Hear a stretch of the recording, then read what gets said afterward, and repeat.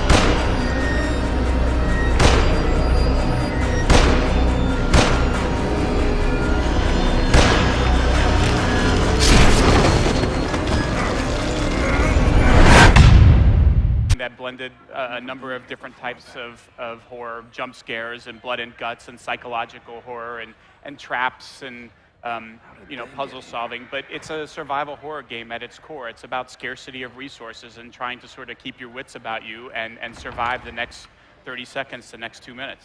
See, and I love that about this game, because instead of it just being like, oh, you have unlimited supply to shoot all the, crazy alien characters that are coming at you, you really have to think about how you're going to use those last couple bullets. Maybe you light this guy on fire instead. Maybe this guy you shoot doesn't stay down. And I love that classic horror thing where you shoot some guy, he goes down, and you walk by, and then he's actually just pretending to be dead. So you have that classic horror jump that I love about this game. And I also really want to talk about the environment of this game, because it's so lush. The dynamic lighting, the animation. Talk a little bit about the technology that went into creating this landscape. So when Tango started making this game, they looked at technology and decided they wanted to use id Tech 5 as the basis for the game, because they felt like it was very adaptable. But obviously, id Tech was designed by id to make first-person shooters, first-person games, and being a third-person survival horror game has different demands and requirements. And so this is a heavily modified version of id Tech 5 to support third-person cameras, to do a lot of the things you were talking about, like dynamic lighting and shadows, because as a survival horror game, you really need those things to set the right tone and to create environments that Sebastian is playing in that feel very realistic and create that sense of immersion that's so important to a survival horror game.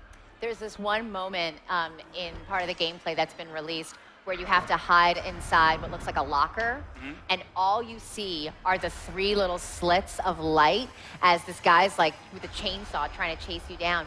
And I notice with myself, I'm breathing heavier. I'm so involved in just that, and you don't see anything. All you see is these 3 little slits, and it's so powerful. When you take away all that extra stuff, it really made it feel like you were really in that moment with the character. What I also really love is the sound design.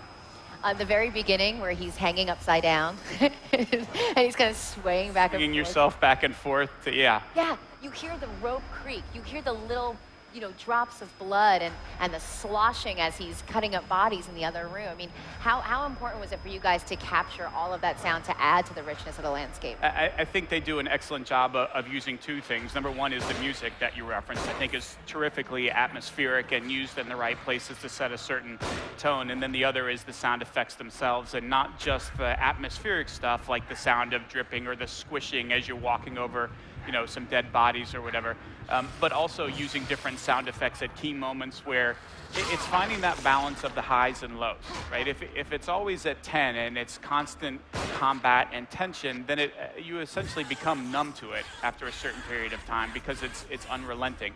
And I think what Shinji is very good at, what makes him a terrific game designer, is the ability to find those peaks and valleys and to do them in such a way that they don't become predictable, right? It's not, let's have some dialogue, let's do some exploration, let's do combat, and then repeat. It's mixing and up those things, and when you get it, and this time you open a door, the last 2 have had nobody behind it, so you're just absolutely certain that this time there's somebody in there, except there's not. Right. And so now you're even more tense, because you're like, okay, well, I know it's coming. I'm not just going to walk through the rest of this game. So using sound effects sometimes as you're walking through an empty room and they just play a quick sound effect, it scares the hell out of you. Yes. Nothing actually happened. And so it's playing with the player's emotions and keeping them off balance. I think the sound design does a great job of enhancing that experience. If you guys get a chance, go to the website at Evil Within, because they have this really great footage of not gameplay, of people playing the game, and you're watching their faces. And I love it, because some people are like, ugh, get all grossed out by what they're looking at. So many of them actually jump at certain points in the game, and that's something you can't fake. It's people that are actually playing it, and that's their visceral reaction to this One game. of the challenges that we found is, we can show gameplay like this, and survival horror is not something that you look at in 20 or 30 seconds and you can kind of wrap your head around it as well. It's something that's best experienced, in the dark in your living room with the surround sound on, and playing it for long stretches of time. And so we felt like, well, showing people who are doing that, who are sitting down and playing for extended periods of time, and their reactions to the game, we felt like was a pretty powerful way to say, like, look, this is what we're doing. Like, it's survival horror, and it's very scary. Yes. And you don't have to take our word for it. Like, check out these poor son of a guns who had to sit there and go through all this. And they're alone in a room. It's kind of got green, we creepy stuck them lighting. in a closet. Yeah, we stuck them in a closet with a little camera, and it was funny. Like after 10 minutes, you could tell they all forgot that the camera was there, and they were into the game. And as a result, the reactions you see from them are really good. And it was a fun way to sort of highlight what the game is about and what it's trying to do for folks like yourself who love being scared and enjoy that. I love being frightened. There's nothing like it when you are actually totally committed into that moment and it scares you and then you kind of laugh. I always scream and then I laugh at myself because I can't believe I just got scared like that. But yeah, and the fact that it changes every time, like you die this way, you come back to life, you do that exact same scenario, it's not going to be the same. It is a game that has a dynamic element to it that, again, it's difficult to appreciate when you're watching it demoed because you see somebody playing it and you think like, well, that was all scripted to happen that way. But the fact of the matter is the game does have a lot of dynamic elements. The way the AI will react or move will be different. If you die and replay the scenario, they're not going to do the exact same thing. If you That's so cruel. We're going to try and go back and redo it. It's like, nope, that won't work this time. If you shoot them in the head, like sometimes they're actually dead and sometimes they're not dead. They're laying there trying to draw you in because one of the ways you dispose of corpses is to light them on fire. So they will go down as if they were shot and wait for you to get close and then jump up and attack you.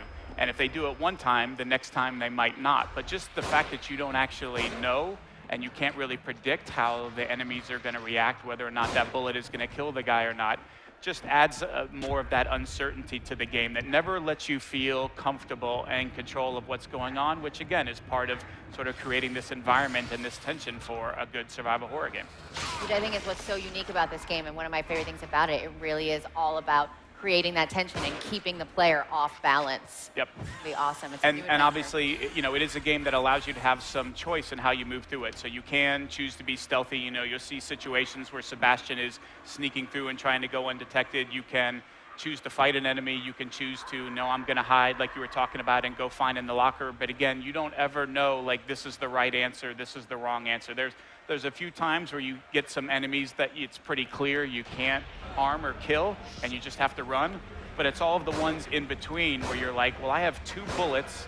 Like, maybe I can kill that guy, or like, maybe I'm going to die badly. And it's that uncertainty and allowing you the flexibility to figure out how you want to handle a situation. Are you going to leave the traps in? All units, 1199 Beacon Mental Hospital.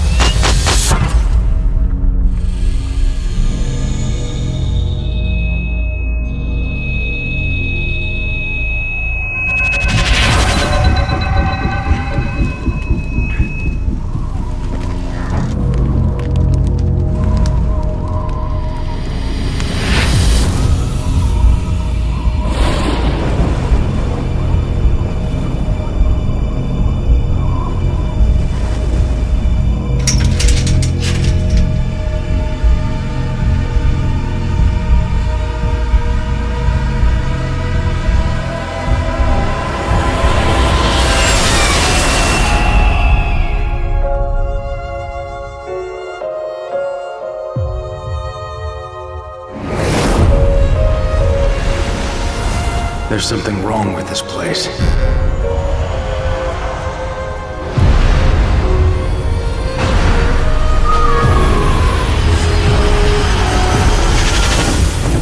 God damn it!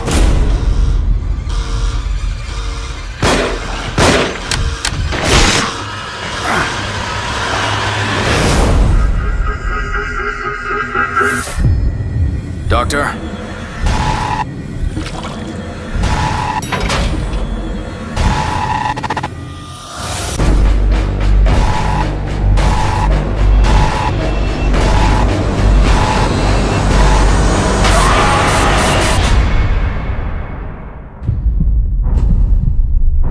Am I going crazy? Will you be able to live with yourself knowing what I'm gonna make you do?